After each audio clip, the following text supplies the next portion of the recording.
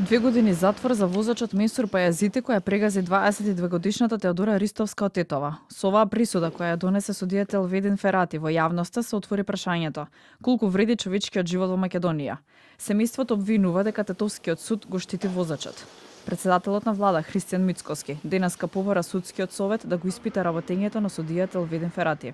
Јавно да прашам: има ли некој во државава кој смета дека тука имаме задоволена правда?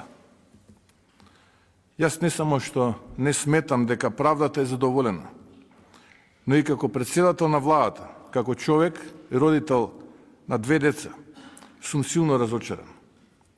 Ова не е правда. И тука имаме потврлање на системот по сите основи. Јавно барам од судскиот совет да се преразгледа работењето на овој судија и уште еднашка да се анализира оваа пресуда. Министерот за правда Игор Филков изјави дека не смее ниту пак може да ја коментира пресудата, но сака да ја скоментира реакцијата на јавноста. А реакцијата на јавноста е оној глас на народот кој што е многу битен и кој што треба да допре до секој од нас, вклучително и до советот кој што е повикан да реагира. Тие 2% кои што се доверба доделена на судството уште еднаш се покажа дека не се за џабе. Председателот на судски совет Александар Камбовски ни кажа дека овој предмет веќе е побаран од нивна страна. Ќе се разгледа, а потоа советот ќе се произнесе. Месур Пајазити по донесената присуда може да поднесе жалба.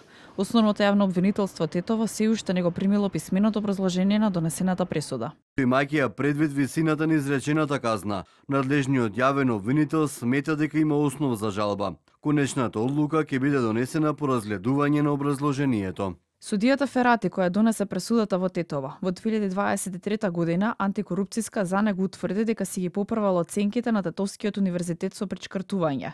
Истите биле пречкртани и поправени во повисоки, а притоа немало ни барања за преполагање на испити, ниту пријави, ниту пак докази за преполагање на 3 испита. Државниот просветен инспекторат веднаш го известил и надлежното јавно обвинителство. Од обвинителството пак соопштија дека имајќи ги в предвид доставените документи, јавниот обвинител кој постапувал во предметот на 10 март оваа година донел резолуција со која се констатира дека не се исполнети елементите врз основа на кои би можел да преземе кривичен прогон по службена должност. По несреќата во 2022 година, првото судско рочиште беше закажано во јули 2023 година.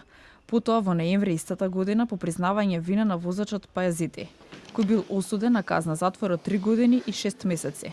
Обвинетиот поднел жалба до апелацијскиот суд Гостивар. Апелација му е намалила казната на 2 години затвор.